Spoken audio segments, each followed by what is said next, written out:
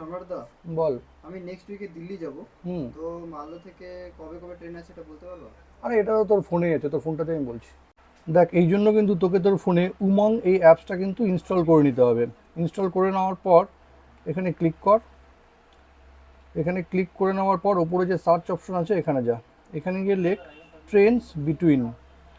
Trains between লিখলেই কিন্তু এখানে কতগুলো অপশন চলে আসবে। এর মধ্যে একটা অপশন হলো ট্রেন বিটুইন স্টেশন। এখানে ক্লিক করে নে।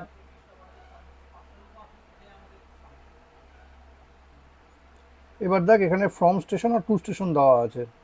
তুই যাবি হচ্ছে মালদা থেকে, এখানে মালদা সিলেক্ট করে নে। আর যাবি হচ্ছে নিউ দিল্লি, দিল্লি সিলেক্ট করে নে। এখানে দেখ গেট ট্রেন বলে একটা অপশন আছে, এখানে ক্লিক কর। এখানে ক্লিক করলেই কিন্তু মালদা থেকে দিল্লি যাওয়ার কবে ট্রেন আছে, কটার সময় ট্রেন আছে, কবে কবে ট্রেনগুলো ছাড়ে, এই সবই কিন্তু তুই এখানেই দেখতে পেয়ে যাবি। বাহ, এটা খুব ভালো তো। এরকম ভিডিওই আমি দিয়ে থাকি।